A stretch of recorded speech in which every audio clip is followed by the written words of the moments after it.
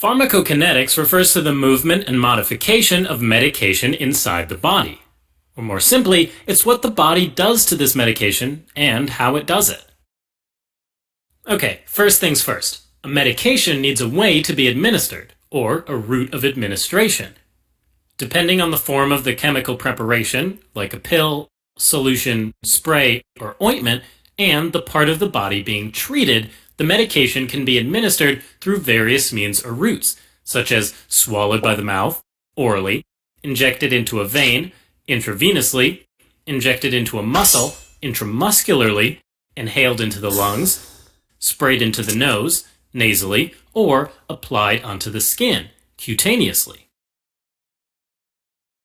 Alright, so once the medication is administered, it first has to be absorbed into the circulation, then distributed to various tissues throughout the body, metabolized or broken down, and finally eliminated or excreted in the urine or feces. You can remember this as ADME: absorption, distribution, metabolism, and excretion. Why don't we start with absorption? Absorption is the process of moving the medication from the site of administration into the circulation. With the exception of intravenous administration, a medication will need to cross one or more cell membranes before it reaches the circulation. Movement across the cell membrane can occur via passive transport, which requires no energy, and active transport, which does require energy in the form of adenosine triphosphate, or ATP. There are two types of passive transport: facilitated diffusion and passive diffusion. Facilitated diffusion helps larger, water-soluble, and polar medications move across the membrane through transport proteins like channels and carrier proteins.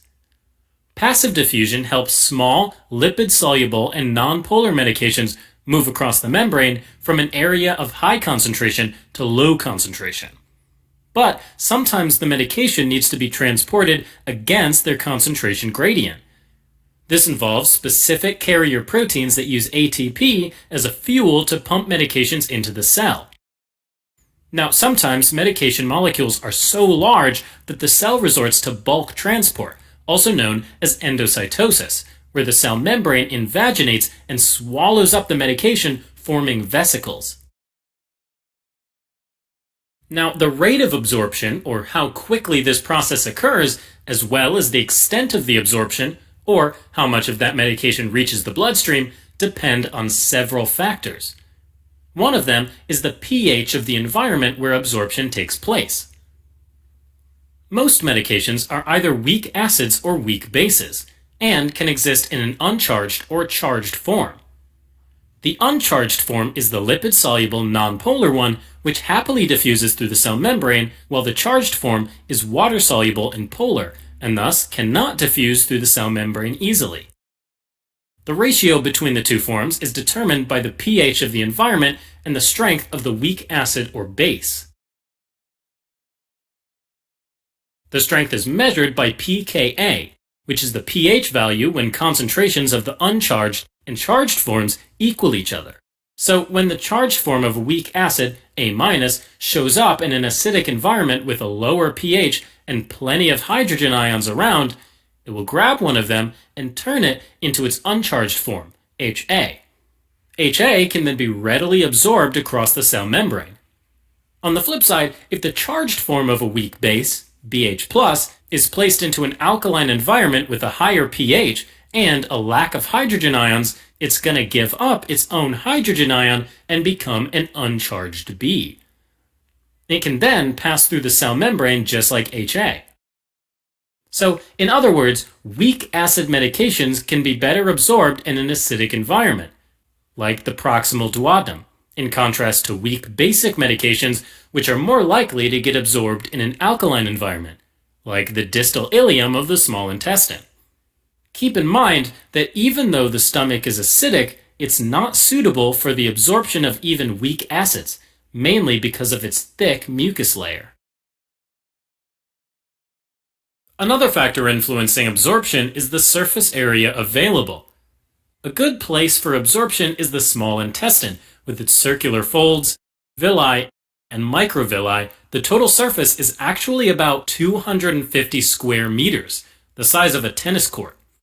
Other factors also include the blood supply to the absorption site and the presence of food or other material in the gastrointestinal tract that can either promote or inhibit absorption.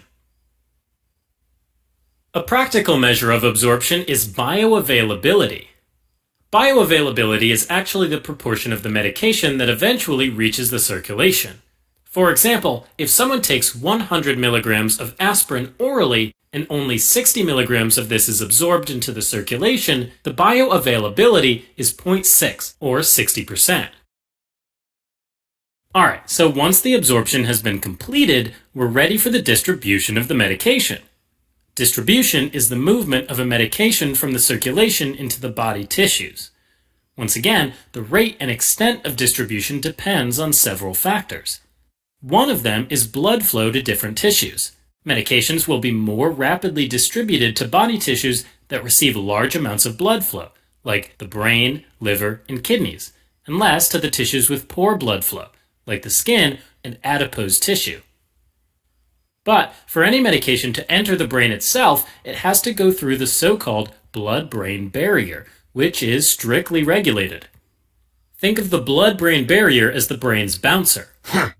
A highly selective membrane that turns away large, water-soluble medications that are floating around in the blood, while letting in smaller, fat-soluble medication. Next, another factor affecting distribution is the degree of plasma protein binding. In the plasma, medications travel partly bound to plasma proteins, like albumin, and partly unbound, or free.